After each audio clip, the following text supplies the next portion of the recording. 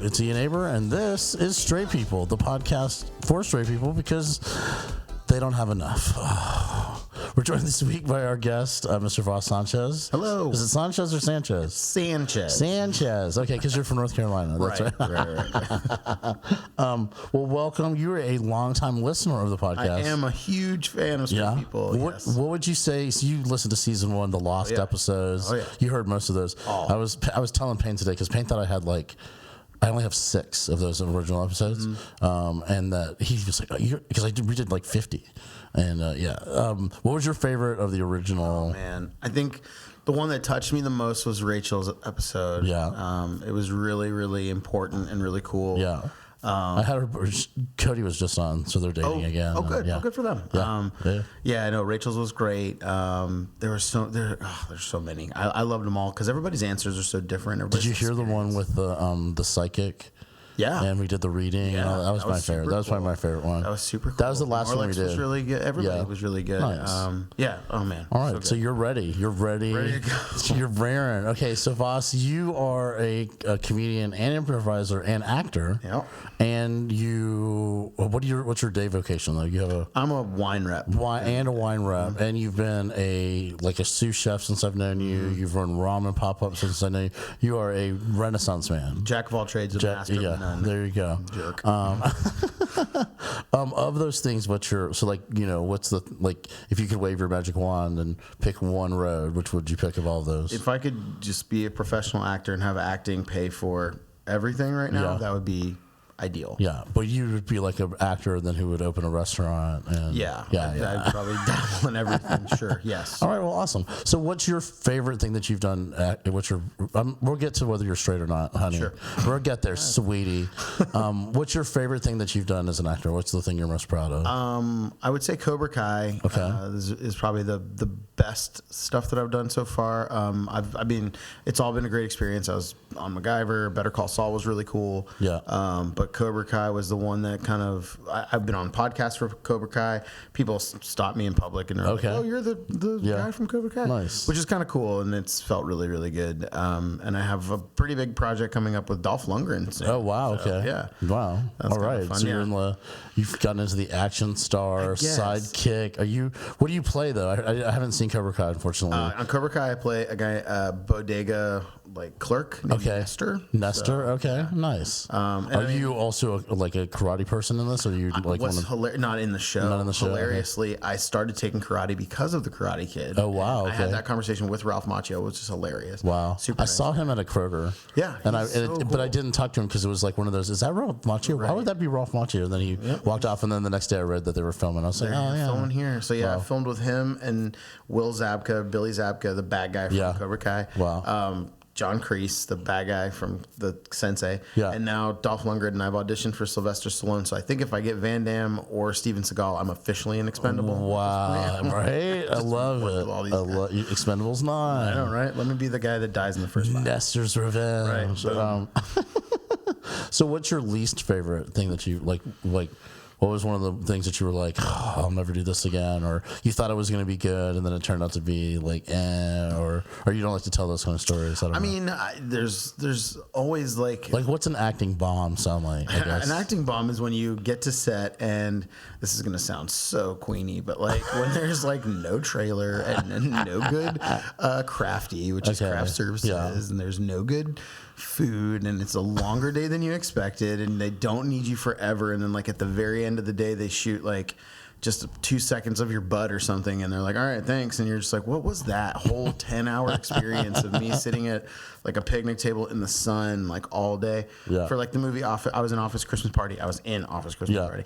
My butt is in Office Christmas Party for 2 seconds, but I had 4 scenes that were supposed to do. They just cut them. It wasn't a bad day on set. It was just what is happening? It's just a long day. That's not so bad. Yeah, exactly. If that's the worst of it, then, You were in Powers. I was expecting that to be the worst thing because that's a terrible show. Though. Oh man, that was such a bad. I mean, but you were funny in it because you had a little character. You know what I mean? You were like pissed at this. Yeah, it was really funny. I thought you were the one that found it. I was literally thinking like, how am I ever going to see this footage ever? And then you were like, I have it. I was like, sweet. I mean, I paid $5 a month to watch that bullshit. So 2 seasons of it too, because I read the comic book and I thought it was so good. And then once you start watching, even when it's bad, you're like, well, I'm locked in for you know what I mean? Yeah, exactly. Absolutely. It's like Star Trek.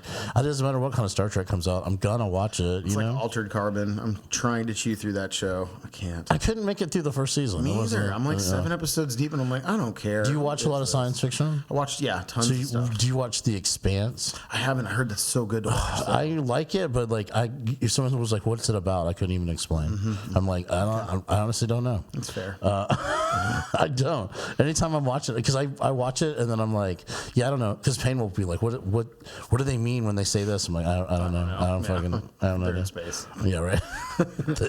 Well, they're like on Earth and Mars, and then there's people like who live in the middle who've never lived on a planet. And then they all sound Hawaiian for some reason. Like it's just so like space accents. Yeah, exactly. They have their own and they're all real tall because they've grown tall because they're in zero gravity. Yeah, it's ridiculous. Well, so maybe I do understand it. All right, look at me. Nerds. I know. So the podcast is called Straight People. Sure. How do you identify? I identify as straight, cisgendered. But yeah, I think it's one of those things where I completely and fully understand and respect the spectrum. So it's funny because labels were always such a big thing growing up. And then you get to a place now where we're finally starting to accept that everybody's just can like whatever they want to like, do whatever they want to do. And it's truly nobody's friggin' business, so who cares? And, but at the same time, I think labels obviously are important because you want to find out who you're. Well, there's labels and there's identities. I think that's the big thing. I think that labels have grown into identities, and whether it's meaningful or not. So, like, if you're somebody who's like gender nonconforming and probably identify as like bisexual or pan, then a label like gay male is just as uncomfortable as straight male or whatever. You know what I'm saying? So it's like and I definitely understand that aspect of it because like when I grew up, it was like, okay, well, are you gay or are you straight? Right. And you could be bisexual, but that's like being left-handed. You know what I mean? Like hearing "buy now, gay later." Yeah, exactly. That's not fair. You know what I mean? Like that's silly. But that was true because a lot of people used bisexuality as like the transition. Sure. Like let me put this feeler out and see how people react to that. Sure. Oh yeah. It's like the I forget where it is, but they have to break the news to somebody about something, and it's like the people are out of town and their cat dies, and it's like the cat got on the roof. The cat fell off the roof. The cat broke its leg. The cat is dead. And they just send a series of letters. I think that's what being gay was. It was like, I'm bisexual. The cat is bisexual. It's on the roof. Yeah. It wants to have sex with boys. It loves your dad. Yeah, the cat is gay. The cat's your new dad. Right. So when did you know what a gay person was? It's funny. It's like when you're born straight, you're all surrounded by straightness. So like the access points, like did you know a person? Did you just like see it on TV? Did you hear the word fag? I grew up in rural North Carolina. Yeah. And we had this restaurant growing up. My family did. And it turns out, so it's Highlands, North Carolina. Yeah. Shout out to Highlands. Turns out Highlands is loaded with antique shops, which was loaded with gay couples. Yeah. And because Highlands is like where people come to vacation. It's such a resort. Yeah. Now and then it was a little bit, but now even more so. And when I was growing up, we had this restaurant, and I'll never forget there was a server who worked there. His name was Scott, and what a darling human being he was. Mm-hmm. And he spoke in a very high falsetto, and everybody used to make fun of him. Mm-hmm. And it was very obvious that Scott was gay. But they, everybody would just make fun of Scott, and it was always like, oh, don't bend over in front of Scotty and all this stuff. Like it was this crazy thing, and it was clear that he was obviously a bottom, so I don't know what everybody was scared of. But, right. And I was literally like, I just remember thinking, I remember understanding like, Scott likes men, but I didn't ever think it was like wrong, or I just thought like, oh, I mean, okay, like if Yeah. Scott likes men, then Scott likes men. I don't know. Like, So you didn't have anyone in your life telling you, oh, that's wrong, that's wrong. I had a lot of that's people. I mean, growing Yeah. up in rural North Carolina, it was always like the F words were getting thrown around all the time. Yep. It was always, and back in the 80s, it was the derogatory term for everything. Gay was also sort of derogatory. And then you know that growing up, obviously you heard that a lot when people were like, oh, that's so gay. And it wasn't that's even, more of a modern though. That's like 90s. sure, yeah, and more, forward. more. Yeah. And growing up, that was a thing. And one of the biggest, I remember A lot of faggots, hard T's. yeah, hard T's, hard T's, nice hard T. hard G's, hard F's the Yes, whole way. yeah. And then we can thank Eddie Murphy for some of that. Yeah. But like there was a point in time, one of the biggest things I remember was like New Kids on the Block and the band Queen. Mm-hmm. Both of those bands came out, and I loved both those bands. And I remember a kid in my class being like, "New Kids on the Block is gay," and I remember thinking like, well, then I don't want to listen to them if everybody hates them. Yeah. So I equated like people hate gay, and I knew that, and so, but I never understood. I never got like an explanation as to why, and no one ever clarified what is gay. It just was this synonymous with bad, and I was like, well, okay. But then I knew Scott, and Scott was gay, and I was like, but he's not bad. Yeah. Scott's great. And we also we had a customer that used to come in all the time, Richard Gertz, who I love. He's in the city. Richard, God, if you listen to this, I love you so much still to this day. Long, fabulous Fabio hair, and he used to come in, and everybody used to give him such a hard time because he would flirt with my uncle, and he used to come in and go, James, you forgot my vegetables all the time. And that was the big thing. Every time he would come in, they'd be like, James, did you forget his vegetables? And it was just a trip. But I loved Richard. I ran into Richard maybe a year ago, and we like reconnected. That's great. I love that. He was like my first gay. Yeah. If you will, That's exactly. And they were wonderful and incredibly pleasant people. Well, then you went to work in restaurants, so it's like you don't work in restaurants and not meet gay people. That's just not a thing, It's impossible. Absolutely. The minute you said your family had a restaurant, I was like, oh, okay, there it is. Yeah, exactly, right. That, and I had plenty the of service industry is riddled with homosexuality. And then not only him, but there was also women who were gay, and that I had to understand that as well. And it just was an obviously spelled out spectrum to me kind of early that like you can choose to like the other sex if you want. Sometimes, at least for me, there were like female coaches at my school that were clearly lesbians. Yeah.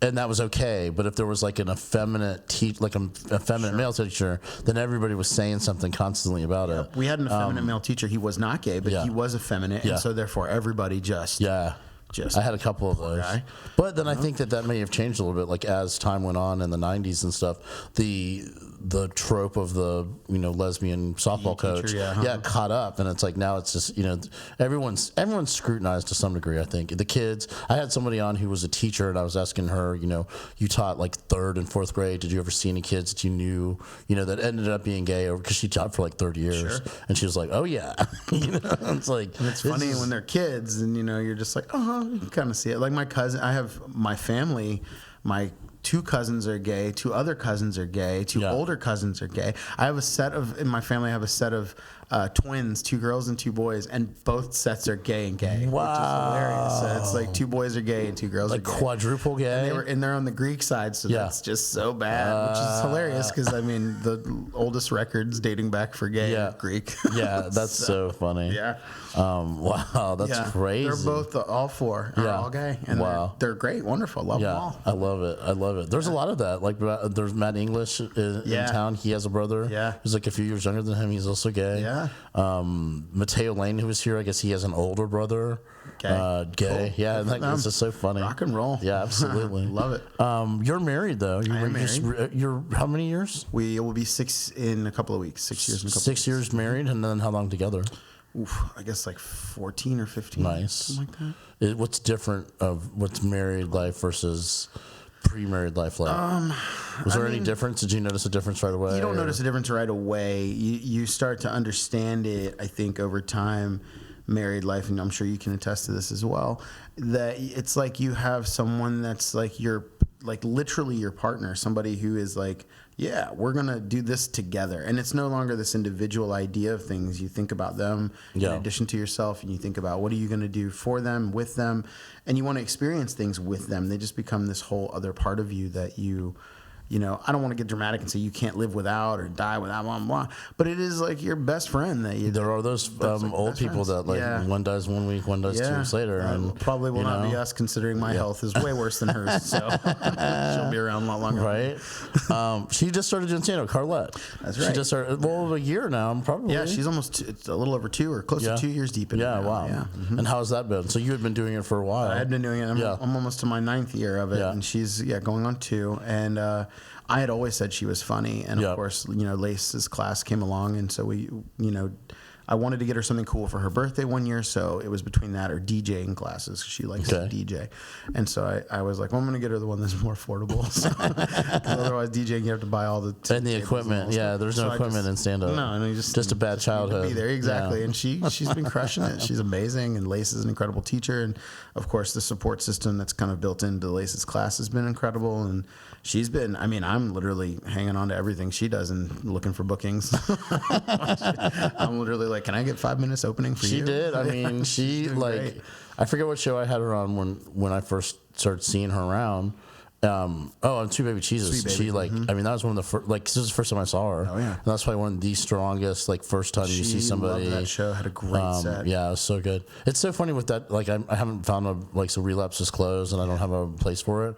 But I have this instance every once in a while where I ask for people, well, I'm looking to book this, send me a tape, and then they'll send me a tape and it'll be Sweet Baby Jesus. And I'm like, I was at the show. Yeah. You can't. Don't that's send not. That to me. Send me your growth. I just think it's funny because I'm like, I introduce you and walk you off of this. Right, like, exactly. I may not have been paying attention, but I know that, you know, this is not what I wanted to see.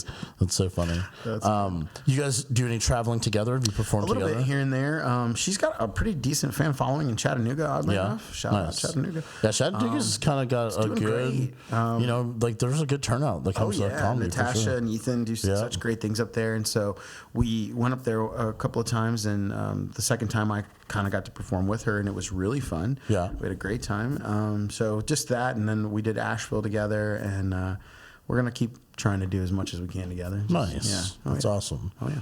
What are your, like, when you think about, like, what's next for you? Like, what do you do in Atlanta? You're acting, you're doing stand-up, acting. You're teaching a class. Yeah, you want to talk about the class a little bit? Intensive, sure. Basically, I've been hearing a lot of, not just comics, but a lot of people, but mostly comics. So I offered it just to stand-up comedy, essentially, for now. They'll be offering to more in the future. But essentially, stand-up comedians come up to me and say things like, oh, I really want to get an agent. How do I get an agent? How do I get these things? And an agent is kind of a far step away from the fundamentals that you need to break into it. So I realized I helped out Joe Smith and a few other folks, and I realized there's a lot of things, and again, I don't mean to say this egotistically or be too braggy, but like I haven't been at square one in a long time. I've been doing the acting thing for so long that I'd forgotten what it was like to not understand what some of these emails meant. What are sides? What are you know, these pages that I'm getting? Do I have to memorize everything? How do I look at the camera? Am I loud? Is this big? You know, these things. So it's a class that's going to be kind of focused on the things you need to understand, how to get into the market, understanding your brand, understanding like what is a good headshot. There's a big difference between really good promo work and really good headshots, you know. Just little things like that. Nice. So it'll just give us one tip. So what makes a good headshot? With a good headshot, honestly, it's really and honestly knowing your brand. So for me, I have two different looks. I can look like a really bad guy, or I can look like a really sweet guy. Yeah. And so you want a headshot that's going to look at both of those, and then you want to submit those headshots for what you're reading. So don't send the good guy for the bad guy spots. Don't send the good guy for the bad guy spots, and so on and so forth. So if you're going in for an in-person audition, and they're like, bring 2 headshots, and it's for an assassin or for a thug or something, don't bring the headshot with you grinning like an idiot. Yeah. You want to bring the one of you staring straight ahead and really like hard edged, and you want your wardrobe to look that way too. If you have like, I know it's cheesy, but like leather jackets, dark clothing. Come looking like the part already. Right. And, and you know, little things like that just really go a long way for the casting director to look at you and already start to see what they want to see out of that role. So what do you think is the main thing that people do wrong that... Like, what's the, like, for comics especially? Because I can only imagine that comics don't do the research. It's hard. The number one thing that I think people do wrong is look directly at the camera. Okay. Which is so terrifying. But you know what's funny is that I've done, like, there's a guy, Jeff Sully, who will do, like, at festivals, he'll do like talking head kind of like demos, and you'll audition. He'll feed you a couple things, and when you do those, they want you to look directly at the camera. For a stand-up though, I mean, like, well, it's like it's for like your it would be you like talking head reacting to. Oh yeah. That's different. Yeah, if you're auditioning for a role. But it's funny because like as a comic, you don't know. Like I wouldn't know the difference. I would just assume that I was told once to stare directly at the camera. Well, then that's what I'm gonna do. Yeah. And that's the problem. Is just understanding that there are different things you have to do as an actor, and so. Yeah, looking at the camera is a big one. Yelling is a really big one. Like people being way louder than they need to be, or way bigger than they need to be. Like moving around a lot. Like you can't. Like the camera is literally locked in just your head and shoulders.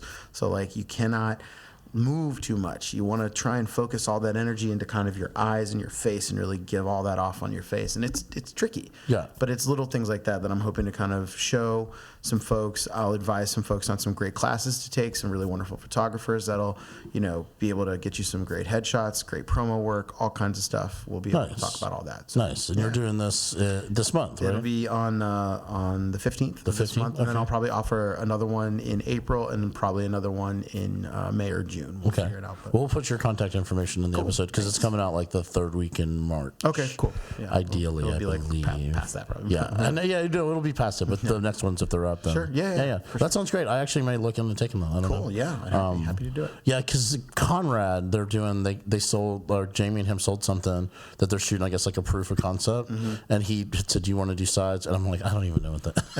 Exactly. That's exactly what's up. Well, and also I think the time frame they needed, I wasn't going to be sure, but it's exactly that, like terminology, things like that. When people approach you, and the biggest thing is that now we have all of these movies and shows that are filming here. Yeah, we literally have Kevin Hart sitting at the Laughing Skull almost every night of the week these days. He'll be there tonight. He'll be there tonight, folks. Yeah. It's too late to get tickets. Oh my God. But the thing is that like we have casting directors that are now coming to these comedy shows, and in LA, a comedian on stage is most likely an actor who does comedy. In Atlanta, it's a comedian who would like to be an actor. Yeah.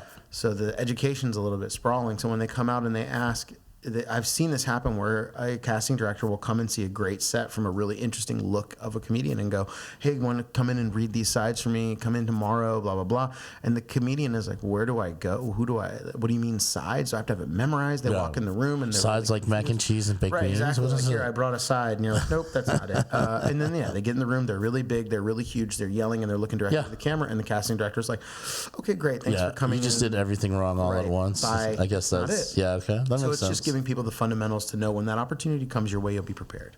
Nice. Yeah. Awesome. Where are you going to be next? What were you doing next?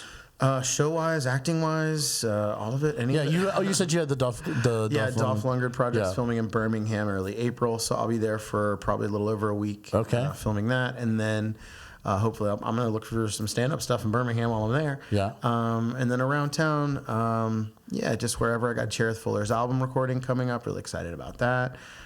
Just whatever. I got some best ofs coming up for Laughing Skull. I just mouthed thank you. I try not to mention that I book anything. We can edit it out. I'm just kidding. It happens though. Like at one point, like Cody, I felt like I was about to just like whip my calendar out and be like, "Are you available this day and that day?"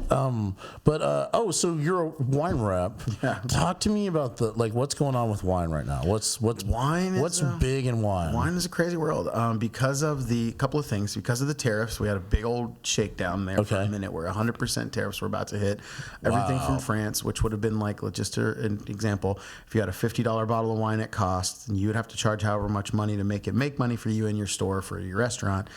If it was 50 bottles coming in, that means it's going to be 100% tariff. So it's going to be $100+ coming in at cost. It was going to be nuts. Wow. So we finally got through that. But what's big in wine right now? I would say natural wine is the big thing, which is what a lot of my company does.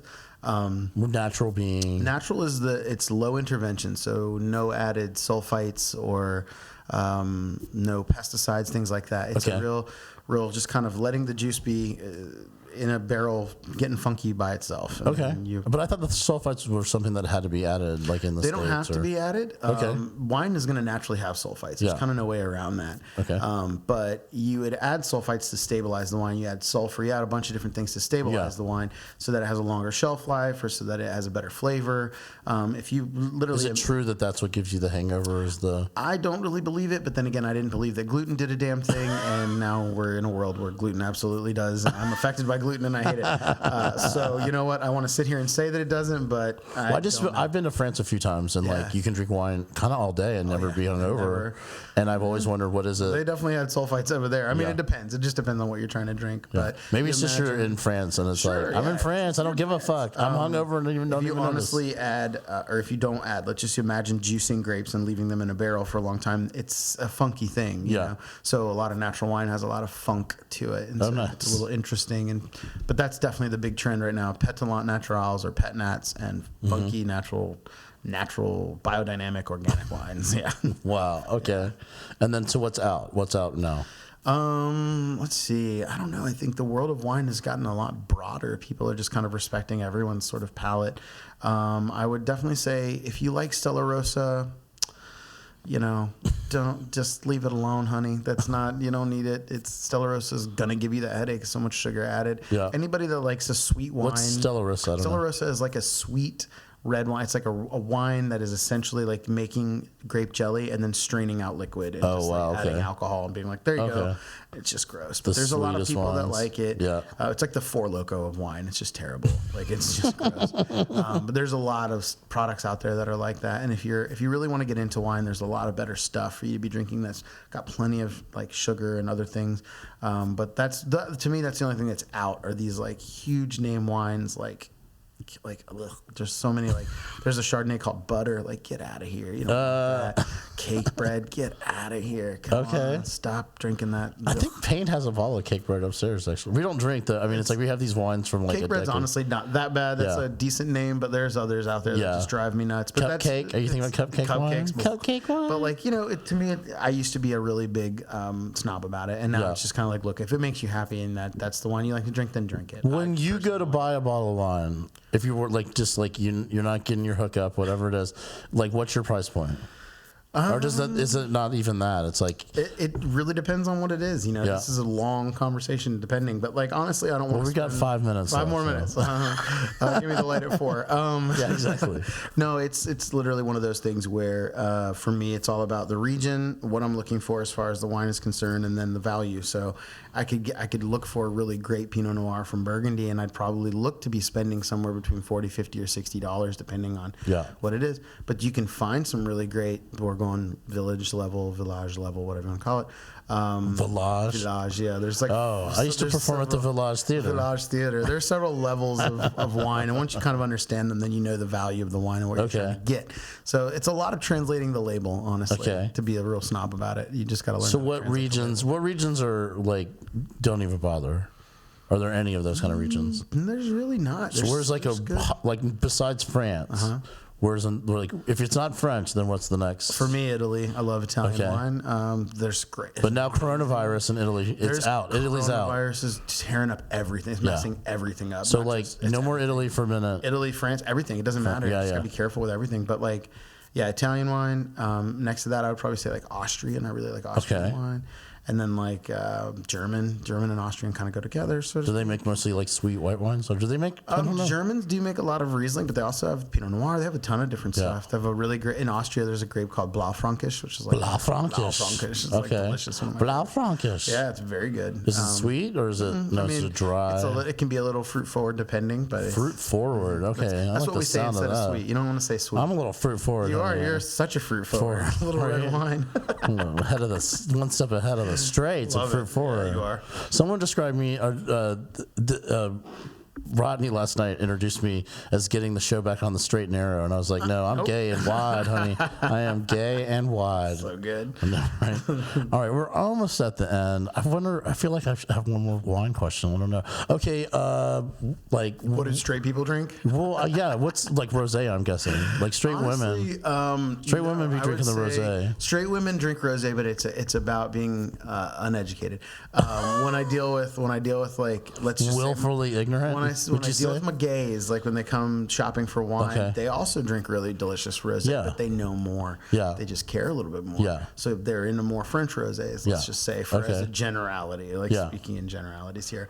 But what is so if I said my favorite wine is Riunite Lambrusco. It's good, huh? I like it over ice, baby. Sweet red. It has bubbly. it has a slight carbonation to it. You're like the last guy drinking Riunite. Yeah, we love it. When we have spaghetti, we have a bottle. That sounds delicious. But I will say that Payne had a birthday party, and he said he said Lambrusco, and like people went looking for like good Lambrusco, and they're dry. But it's still carbonated. Oh yeah. I sell 3 really kick-ass Lambruscos. Love Lambrusco. Really? I love a Lambrusco. Yeah, that's a sweet one. Bring one over to you sometime. Not all of them. They're actually more dry than they? Sweet. Okay. But they all have that carbonation, don't they? Yeah, I love that. That's my thing. Like a red sparkling. It's really kind of my thing. That's fancy. Yeah. That's really cool. I don't want much of it. Like one. No, that's kind of the way you're supposed to have it. It's like one glass with like charcuterie is technically what exactly. It's great with, it pairs really well with salty stuff to me anyways. But you fancy, girl. But we stick to the Riunite, honey, because it comes in the gallon jug, you know? Mama told me you buy it by the half gallon. Yes, that's so good. Mother told me. Yeah. Okay, but now straight people. What are straight like? So okay, you're going to dinner at some straight people's house, okay, and you got to bring the wine. What kind of like you not reach? You can say whatever you like. You're bringing a cab. You're not even bringing a blend. No. You're not just a Cabernet from California. From California Cabernet. That's what they want to talk about. Straight like if any bros are shopping for wine, they're always just like, where are your cabs? It's like all they ever want to find. Where are your cabs? You know, or where's your? It's always about where they've been. I've been to Napa, so get a cab. Oh wow. Okay. You know, it's from Napa where we've been, babe. Or the they cab's say it been two from different where things. we've They're been. like, oh no, I'm into cabs. I'm also into Pinot, which are 2 vastly different things. You know, Pinot is like super light bodied and really ethereal, and Napas are bigger and bolder, and you know, and so it's funny when they come into. I like Napa cab. I like cabs. Make me think of the '90s. Totally. Yeah. And it's a pretty straight And then Merlot came along. Yeah, definitely next to that. I'm not drinking Merlot. Yeah, what was that movie? Sideways. Really ruined Merlot for a long time. Pretty much, didn't it? It took forever to come back, but it's coming back. Paul Merlots Giamatti. are delicious. I'm sure he drinks them. They're great. Yeah. I'm sure he's drinking them all the time. Probably. And people are like, "You're not drinking Merlot." Like they see him in public, right? And he's like, it was a roll. All right, so tell people where they can find you on the line, on the socials. You can find me at the Vas Sanchez, but it's like at the _Vas _Sanchez _ on Instagram. Okay. At Lunchbox814 on Twitter, and at Vas Sanchez at Facebook, Vas Sanchez. So you're not on TikTok. You ain't doing the TikToks? I'm on TikTok, but my user, I don't even know how to read that stuff yet. My user is like 19983590332, and then like my name is just Vas Sanchez on TikTok. But I'm trying to do the renegade dance, and it's hard. Nice. All right. Well, this has been Straight People. That was Vas Sanchez. Sanchez. He's from North Carolina. From Highlands, North Carolina. Yeah, we from Sanchez and this motherfucker.